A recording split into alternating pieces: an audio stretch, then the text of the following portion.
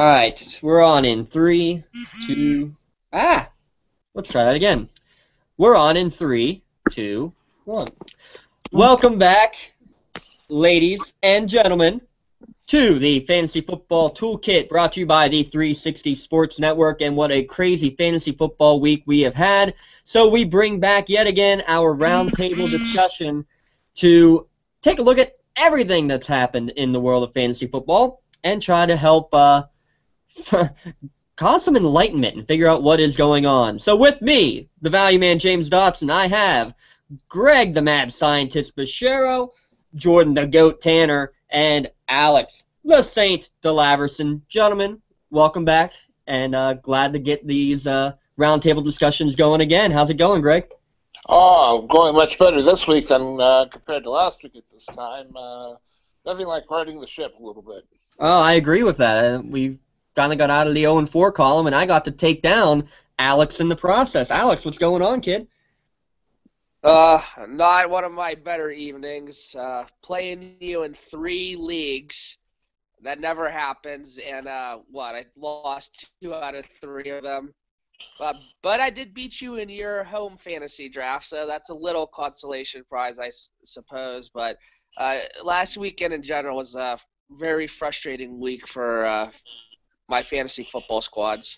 Yeah, and Jordan, I know you weren't exactly thrilled with how the week went on your end, though, either, did you? Yeah, so certainly I'm glad to be back. I missed last week, but, I heard the cast, and you guys did an excellent job. Some of the daily fantasy picks haven't panned out the last 2 weeks. Kind of going back to the drawing board here this week, running a few different algorithms and projections, trying to find more of the higher ceilings with a lower floor, just to avoid just absolute busts like Hankerson and Daniels of last week, and then obviously the Charles injury didn't help at all. But from a league standpoint, certainly starting to see my teams come to their own. I believe all but one team that I didn't even have the control of my draft is sitting very poised for success right now. So I'm ready to make some moves and continue with the season. Absolutely, and you kind of said it right there, little victories. Even when things don't seem to go right, it's about finding those little mini victories, and you said it there. It's been a really weird couple of weeks. We were talking before we went on the air here, how the top four of the top 5 quarterbacks, 4 out of the top 5 wide receivers are guys who are quite likely on the waiver wire in most standard fantasy leagues. Greg, I think you've got the best analysis with this. You talked about it in your quick toolkit post that went on this morning. Talk to us a little bit about that handicapping and what you mean by that and how you're looking at a horse terminology in terms of fantasy football. Well, when you fantasy football and horse racing, it's all basically a modified form of betting itself. And basically what you're looking at in a horse race, you want to basically handicap a horse. You want to basically take a look and see, what are the horse's strengths, what are the horse's weaknesses, what is the field that horse is running against, to determine how you're going to place your bet on that particular horse. It's similar to what we're looking at here in fantasy football as well. And I know last week was a tough week. A lot of experts picks all around the board. And you look at other sites out there too. Nobody could foresee the upsets, and I call them upsets in the fantasy football realm, because there are players that just came out of obscurity, but were they really obscure? That's the question. Now, you take a look at somebody like a Josh McCown. Yeah, okay, I'm patting myself on the back. I picked him up. Yes. Why did I pick this guy up? Because, first of all, when I juxtapose him against my field of quarterbacks, for the past several weeks, he'd been throwing for 300-plus yards. The guy has been consistent. And one of the things that you're looking at when you're handicapping a fantasy football player is consistency in points, or consistency in being inconsistent, if you want to go on the flip side of things. Somebody like a Matt Stafford, consistently inconsistent. Yeah, anybody that is on the Detroit Lions team, consistently inconsistent. I think you should rid them off of your roster. On the same token, Yeah, I wouldn't call the Lions consistently inconsistent right now. I'd call them consistently bad at this point. And right. Well, uh, consistently inconsistent is consistently bad, as far as I'm well, concerned. that But is you take a look at Josh McCown right now. He's pretty darn consistent. Now, this is going to be a real interesting game against the Broncos because this is a top-ranked defense. If this guy can pull 250 yards or higher against one of those top-rated defenses in the NFL, yeah, this guy's a keeper and this guy's a true gem, and he should be a starter all around the board, no doubt about it. But on the same token, you might want to look at playing a better matchup where you have somebody like a Teddy Bridgewater against the Kansas City Chiefs defense. That might be a better matchup than having McCown going against the Denver Broncos defense that basically has saved Peyton Manning's behind, so to speak. Yeah, definitely. And another quarterback that we talked about before the show, Blake Bortles, had a rough week one, but since then he's putting up over 20, 22 points week in, week out, consistency and throwing the ball a lot. Same way, Allen Hurns is still out there in a lot of leagues. How can he still be available? He's practically leading he would be leading the NFL in targets if it weren't for a guy by the name of DeAndre Hopkins. So that's something to look at. And I like what you're saying. It's about what have you done lately. It's looking at the matchups, but sometimes matchups look to be deceiving. Look at Owen Daniels, a great tight end in a great system, playing against a Raiders defense who couldn't do anything against tight ends this year, and Owen Daniels goes without a catch. However, while we might think that's a terrible bad thing, Jordan, you say that's really not a bad pick, even though he got a goose egg. Yeah, I mean, so I think that when you look at the matchups, when you look at the numbers, you got to look even in a bigger picture. So Owen Daniels, you got the entire crowd that responds with, well, why did I pick him up, or why did I play him this week? Well, on average, the tight ends are almost guaranteed a touchdown against Oakland in the past 4 weeks. And on top of that, they are eclipsing, sometimes multiple touchdowns and over 60-plus yards receiving. Now, he was third on the team in targets behind Demaryius and Emmanuel Sanders, and he had 3 red zone targets. And for a tight end going against the Raiders defense, which is worst in the league against tight ends, to have 3 red zone targets and be third on the team in targets, knowing the star potential in Sanders and Demaryius, the potential was there.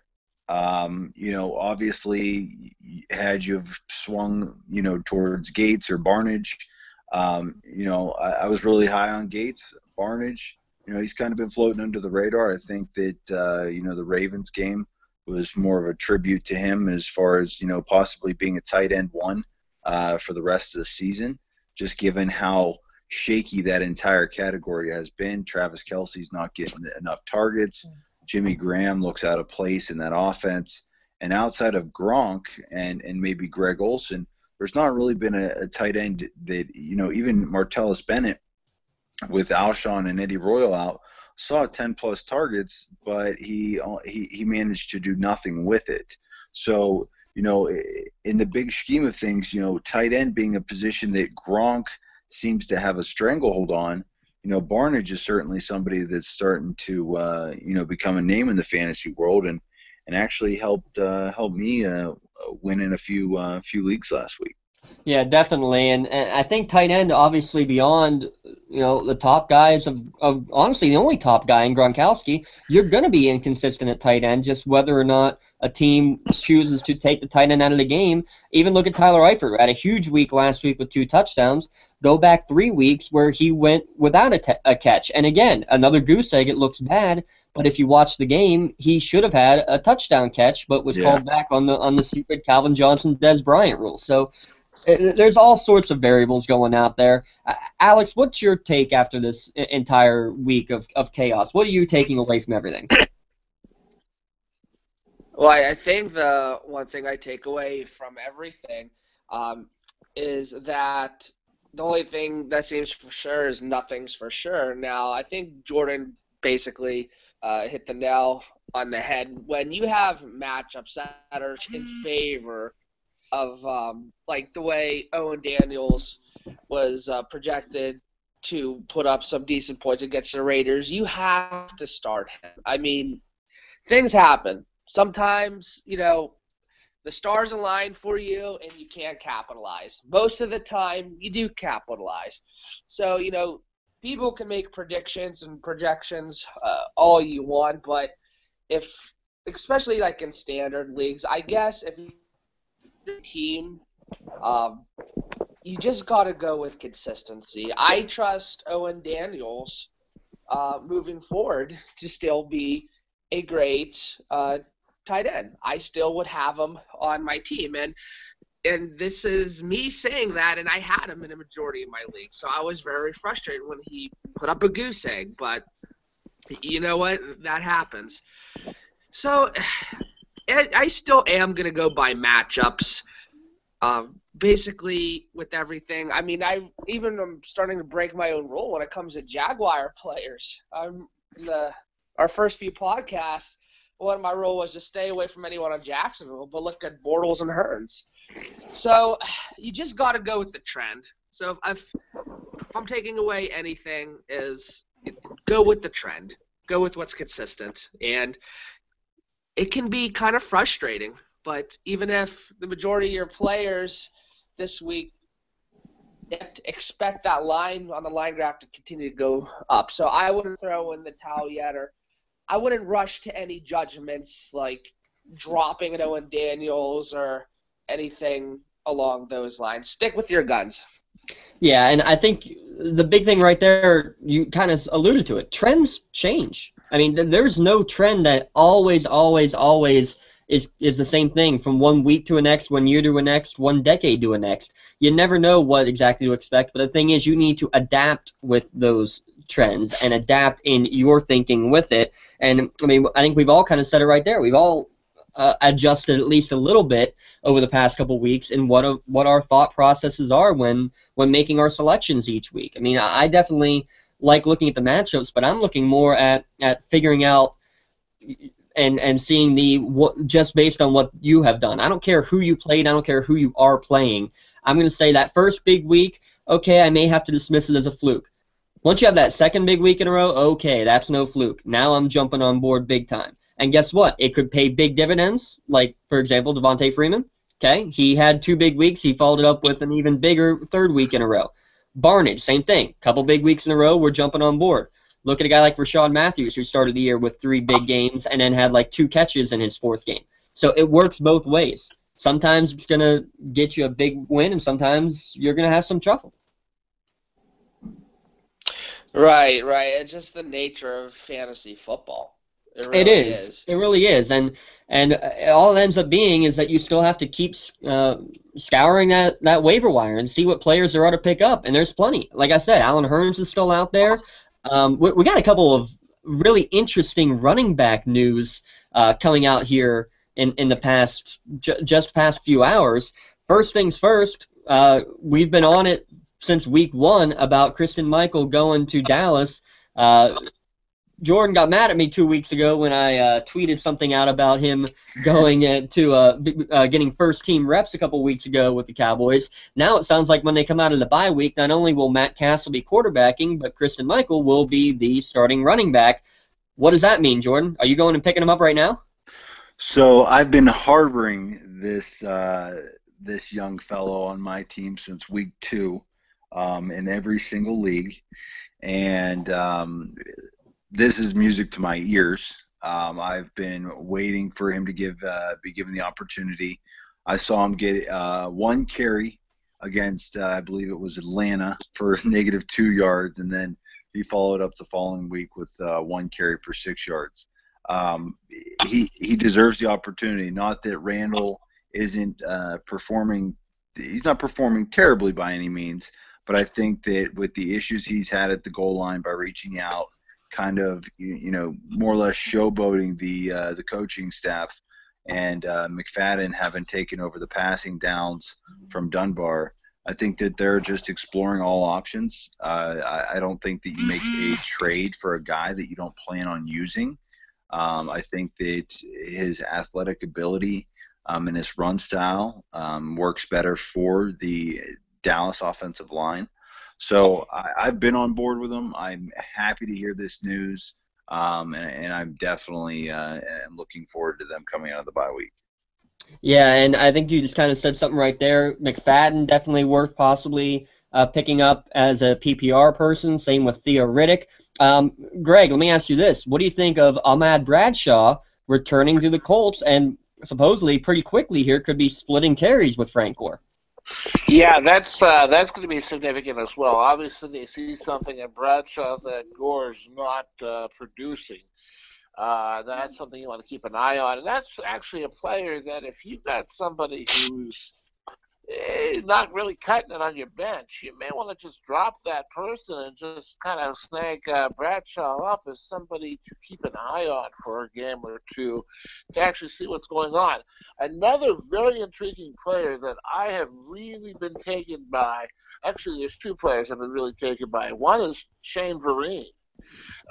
Shane Vereen, his numbers have been trending very positively. And if you ever need help with on a running back situation, Vereen is somebody that you really should strongly consider if you haven't picked him up. And another guy that I'm really kind of intrigued with right now, considering that Odell Beckham is having some woes at this particular time frame, is Reuben Randall. Yeah, Ruben Randall looks really good out there in New York, and a lot of people I think took flyers on him with Victor Cruz, and now with Cruz not coming back, if he still happens to be on your waiver wire, he needs to get off of it right straight away, no doubt about it. A couple other running backs who are really starting to come up. Duke Johnson, we've kept our eye on. Sounds like every week he's getting more and more into the offense, so he's somebody, again, if you have the availability. We're not saying go and sell your team to go and pick these guys up, but if you have guys who are available, and here's the thing too, yes, Tristan Michael is on bye this week, but you need to start stashing away players right now, because when you get in 2 or 3 weeks, when you have 6 teams on bye all in 1 week, you're going to be fighting to find anybody worth anything, worth breadcrumbs on the waiver wire. Yeah, and I mean, don't sell yourself short if you didn't get the West or the Davis from the Charles injury.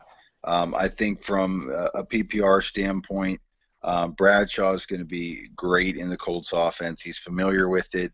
There's already chemistry there. I think he finished as a top 15 running back when he was with them.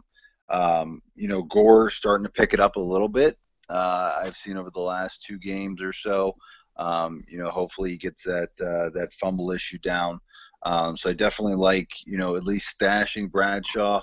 Look for that more in a 12 or 14 man. 10, I think there's enough talent out there to where you could probably avoid that. But also Buck Allen, just because Taliaferro was put on the IR. Forsett was dealing with that ankle sprain, didn't practice today. And although it wasn't a high ankle sprain, similar to a hamstring, those things can't be taken lightly. And, although Buck Allen's not anybody that's going to set the world on fire, if you need a filler, you've got Latavius Murray on a bye week this week. You've got Randall or McFadden on a bye week. That might be somebody, or if you're a Forsett owner, that you want to just put and make sure you're not in a position where you're having to fight the rest of the league, similar to that of a Charles owners for the Chandrick West, who, prior to the injury was announced as the secondary back. So if you didn't get him, make sure that you're looking at the depth chart make sure you're following the beat writers on Twitter. Those are going to be the guys that get you the information firsthand. You can read as many Yahoo articles as you want, and you can talk to as many friends as you want, but the beat writer is there. He's reporting from the facilities, and he's going to get you up-to-date information well before the rest of your league. Definitely, and we did mention. I mean, I'm not a big fan of either Kansas City back right now. I didn't go after him on the waiver wire. Alex, let me ask you, if you had the choice, I mean, Niall Davis has done it in the past, but yeah, it's been Tre'Garrett West who's done everything and is appearing to be the number 2 right now. Is that who you're going after first between those two? If you have the waiver wire priority, is that who you're going after first? Honestly, depends what league I'm in. I think Jordan said it. If you're in a PPR league, then, yeah, pick them up. I think, though, this is also a time where you might, to start looking at trades from a Jamal Charles owner in your league. Someone obviously has him, and if you pick one or two of those guys up, those also would be a time to think about shipping them too, because maybe they don't pan out. So maybe you want to consider, seeing what their value is right away. I know I'm not alone in thinking that. Michael Fabiano from NFL.com was alluding to that too. And the more I thought about it, the more I agreed with it, especially with how inconsistent things have been so far. So am I picking one of them up? It depends who I have on my roster, honestly. And when the leagues I'm in now, I don't know if I want to drop someone off my roster and pick, one of those two backs up, and considering the uncertainty with it. And then another thing I actually wanted to talk about, some players that had big weeks. But are they going to continue to have big weeks? I just want to know what you guys think. Is this just like a 1-week thing? How about Doug Martin from Tampa Bay putting up 34 points in most leagues? And obviously Antonio Gates had a big week. Well, are these guys that are going to continue to produce, or is this just like kind of a 1-week thing? Well, and that's the thing. The first week, you have to, take it with a grain of salt and see if they can duplicate it. Now, obviously, in the past, both Martin and Gates have done just that. They've put up big weeks. Heck, I remember how many years ago was it where I traded away Doug Martin, and that happened to be the week where he scored like 25 touchdowns in one game. My buddies never let me live that one down. That's my worst fantasy moment ever. But in all seriousness, they've done it before.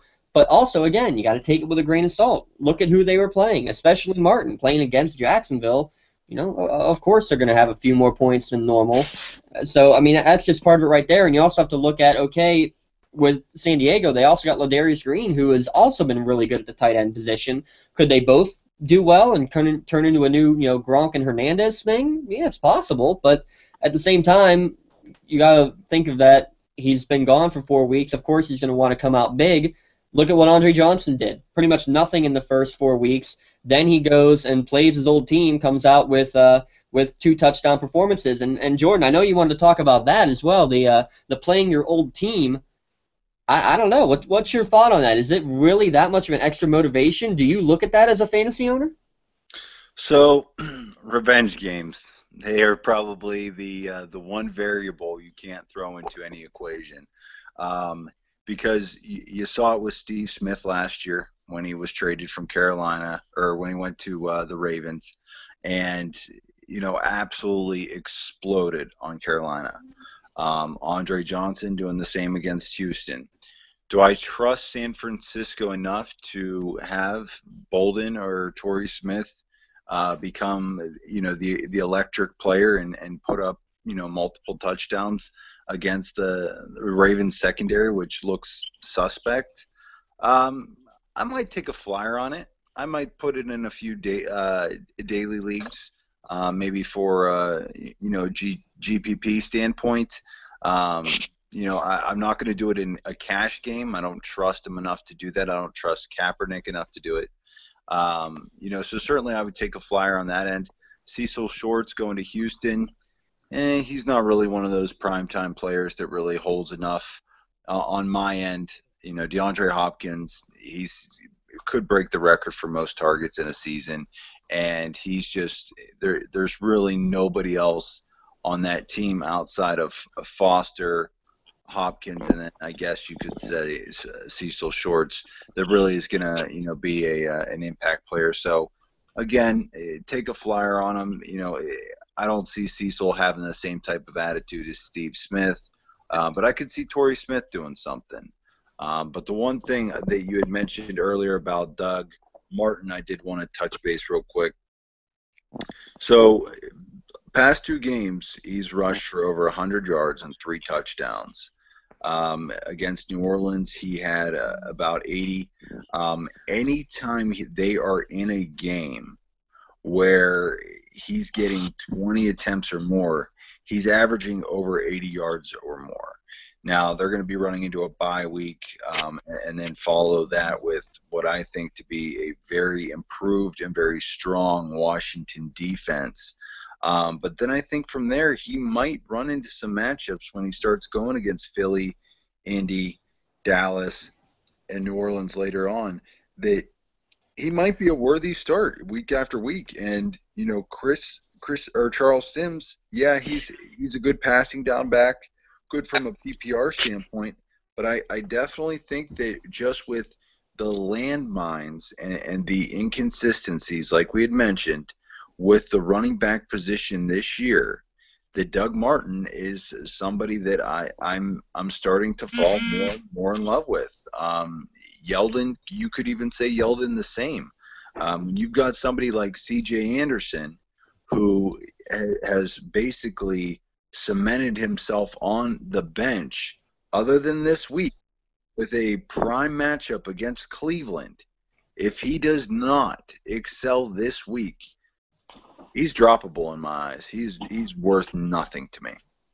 No, definitely right there, and it is. It's about what are you seeing? What are they doing? I like what you're seeing there with Martin, and matchups are going to happen, but you also have to talk about trusting your quarterback. And do I trust Winston? No, not really. Do I trust Kaepernick, like you said? No, not really. Here's somebody though who I think I was gonna say. Go ahead, Alex. Talk about it. Trust. Last week there was one player we actually talked a lot about, and if he was gonna break out or not. You guys remember who it was? And it turned out he had a pretty decent game. I'm talking about oh God, what's his name? The running back from the Eagles. Oh, DeMarco. DeMarco Murray. Talk about DeMarco Murray. 80 yards, a touchdown, 37 reception yards. We were talking about, eventually he's going to have to break out.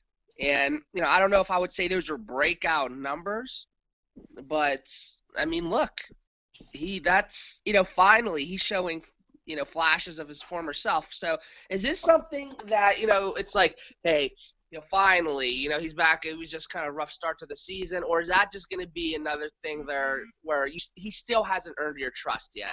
To me, I'm going to jump in and say he has not earned my trust at all. Nope. Only because it's not just him; it's his offense that he's playing in, and Chip Kelly, who was supposedly was going to have this flying circus offense, has been nothing but lackluster and pedestrian, and there's even rumors about Chip Kelly being the next head coach at USC.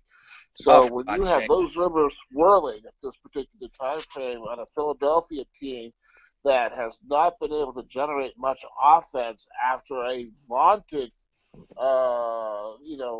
preseason where everybody was saying, boy, he's got a loaded backfield, and no.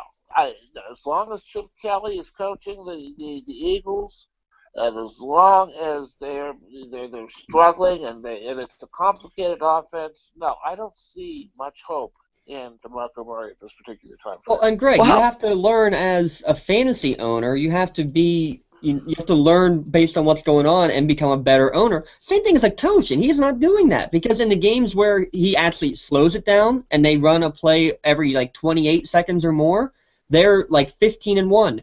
Anytime that they're running plays in on average less than 25 seconds, they are like 4-15 under his tutelage. Or I mean, those numbers off the top of my head. I forget the exact ones, but it's a night and day difference when they slow down and don't try to rush it, and they can actually control the ball for a little bit. That's when they're successful. But yet he still goes to his, snap it every 5 seconds because we have to. And I just don't get how a coach first can do that, but then second of all, in terms of fantasy, you can't trust that, and you have to go with players you trust and coaches you trust, and I can't trust a guy who is only going to give me a fantasy player on the field for 15 minutes in a game. I would say at best, Murray is an emergency flex option. That would probably I would mark agree. Murray in a nutshell. Same thing with Darren Sproles, too. He had a week or two where he produced for me, and now it's just, nothing's happening with him. And I feel like, he obviously still has talent. Especially in the return game, he scores his touchdowns. But again, a lot of leagues, they put those touchdowns he scores into the defense category. So I don't know. And Sproles, same thing. If you're desperate for a flex option, put him into. But other than that, I think with any Eagles player outside Sam Bradford, there's no one I'm really screaming at to have on my team. But you know what, Alex, I think a better flex option, if you could find that person, would be a Shane Vereen versus a Darren Sproles, to be honest. Oh, definitely. Oh, Sproles is done in my mind. Unless you're getting points for return yards or return touchdowns, he has no place on your team, especially now that the Eagles are realizing what Ryan Matthews can do out of the backfield catching balls. That's where they thought they were going to still need Sproles, but Matthews has filled that role very well. He's gotten more receptions and more targets each of the last 2 weeks than Darren Sproles. Sproles has no place on my team right now. I agree.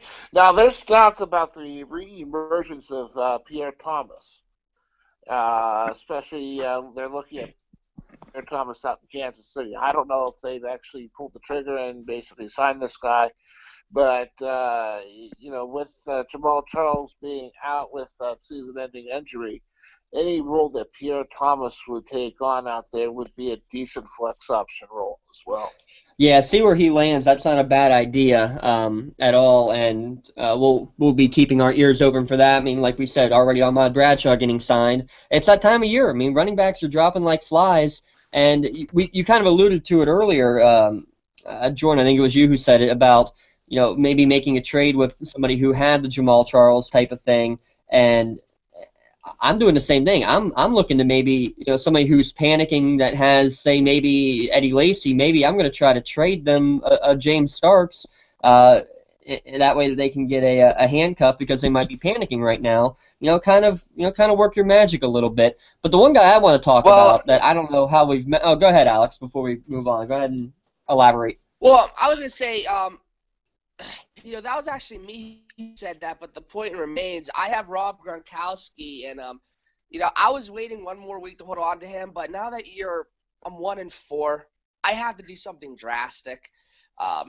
Any other owner in any other fantasy league will look at me like I'm nuts, but now, if you're desperate, not only do you go out and, try the whole handcuff thing, if you're desperate, I look at trading, even your quote-unquote untouchable players.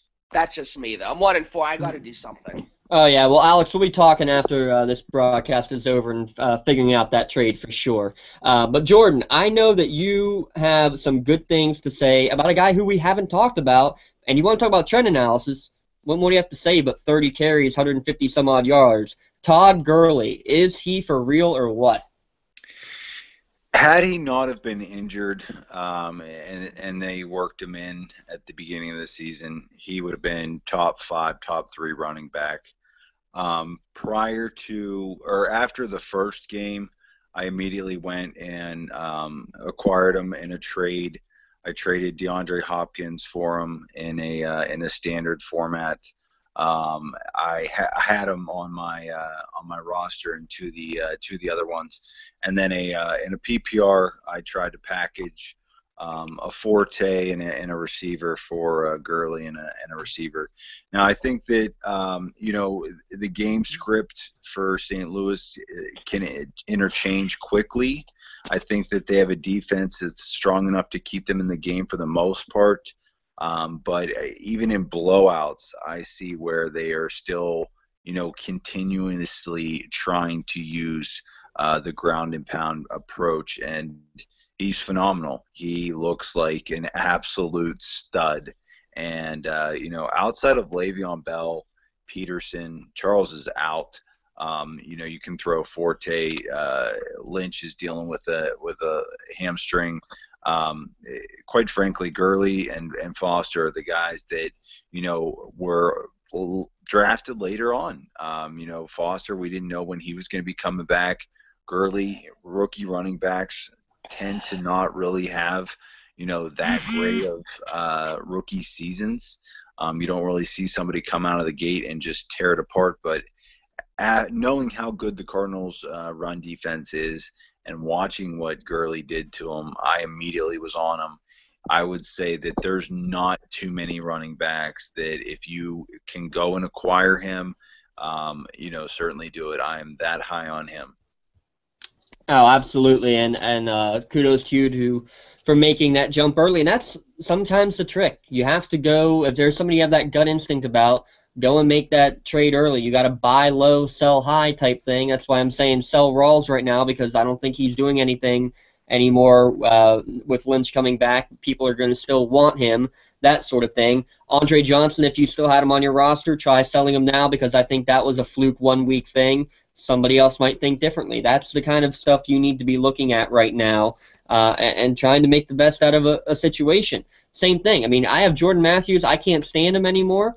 Then again, if I didn't have him, I might consider looking at maybe getting a trade for him if I can get him for the right price and getting him for really cheap. So it's all about getting things for the right price and just trying to make the best out of any opportunity that you can get.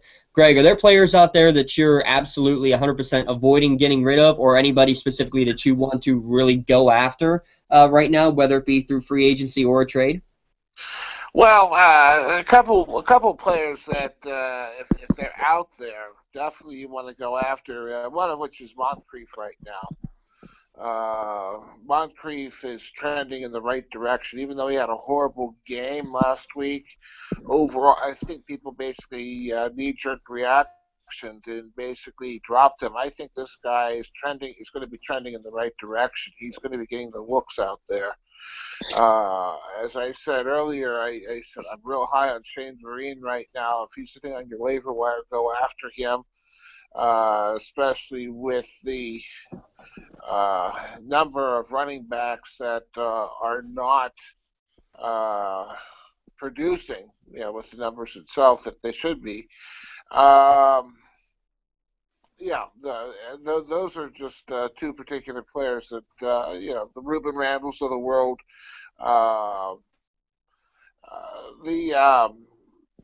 Those would be the players that I'm looking at right now. Rather than looking at matchups, I'm looking at the consistency, the number of looks, and how often they're going to be involved in the offense. Percy Harvin is another one that's kind of intriguing me at this particular time as well. Drop him. I think just drop him. Well, I'm looking at it. I'm not going to play him. But I'm looking at him as maybe somebody to put on the bench and to analyze at this particular time frame.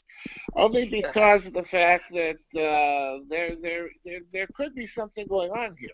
And as a flex option at the very best, I'm not sure. But I don't know if I want to waste my time on him when I got other better options. I think you said it right there. There are better options, at least in my mind. Alex, I think, doesn't like that one at all.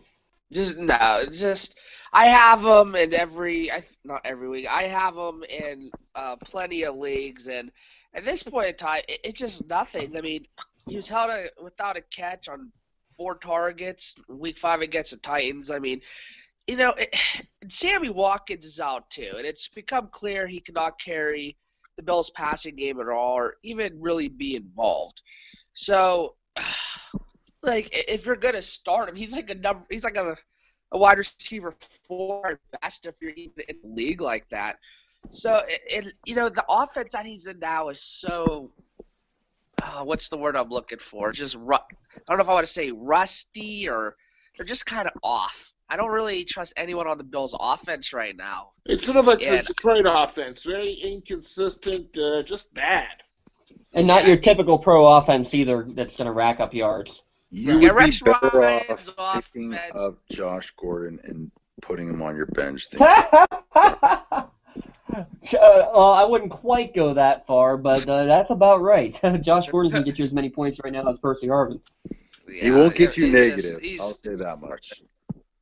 Well, that's very true, and we've had many instances where negative points can knock you out. Well, gentlemen, one final question before we wrap things up tonight. You have Antonio Brown on your roster at the moment, and obviously these couple weeks with Mike Vick gone are not doing you well.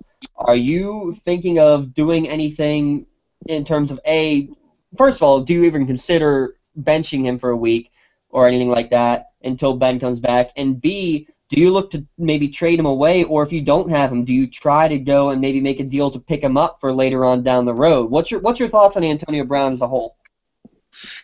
All right, I'm going to weigh in on this one right now. If I had Antonio Brown, I would definitely hold on to him because Ben is coming back, and that is Ben's number one go-to guy. At this particular time frame, maybe utilize him as a flex player if you don't have anything better. Otherwise, I would just kind of put him on the bench for the time being, but I definitely would not deal him unless you're really getting a blockbuster deal because his value is going to be exponential when Ben comes back.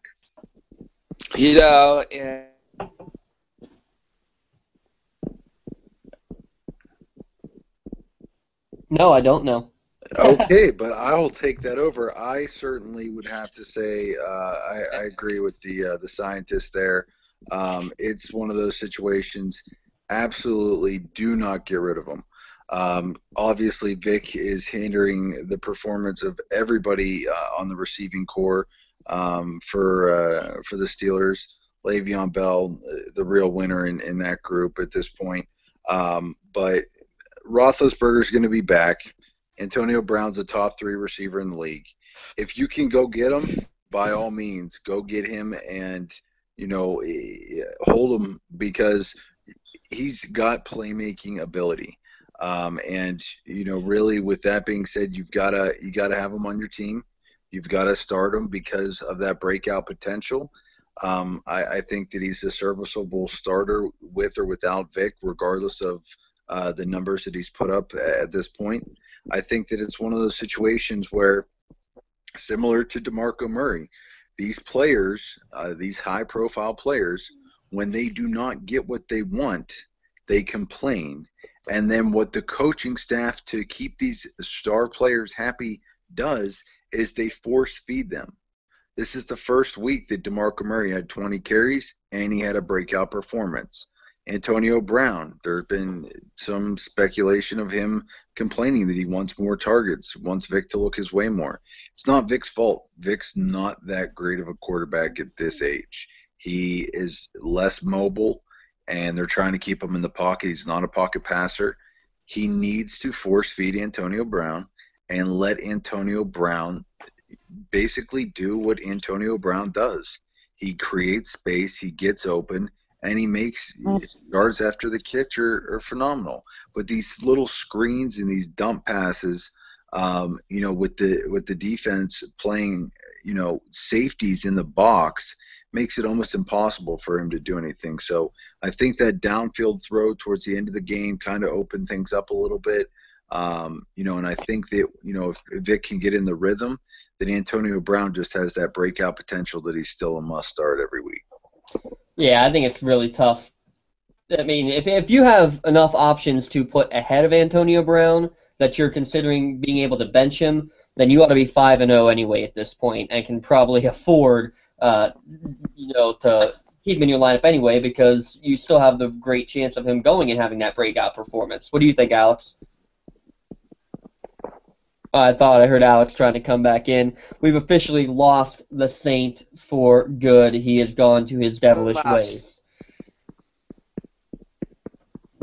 He has. He has. I'm muting Alex because he is now forever done because we can't hear him. He's gone off to the nether regions. So, with that being said, one last final comment from each of you gentlemen. What one thing are you looking for in Week 6 in fantasy football world as we sign off here to another great week of fantasy coming up? And one word, consistency. Let's pull in another victory.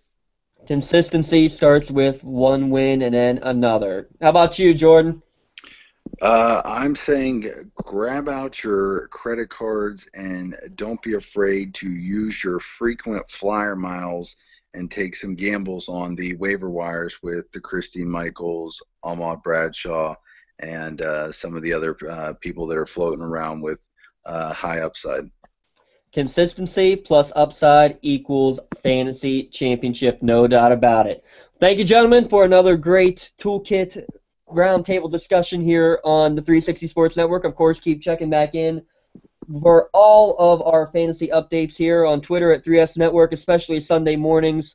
The GOAT and the Saint go absolutely crazy on Facebook and Twitter Sunday morning, getting your fantasy lineups for daily leagues and standard leagues ready to go. Ladies and gentlemen, I've returned from well, Alex returned just in time to sign us off. Thanks again for my colleagues, the Saint Delaverson, the GOAT Tanner, the Mad Scientist Bashir. I'm James, the Value Man Dotson. Have yourselves a pleasant evening.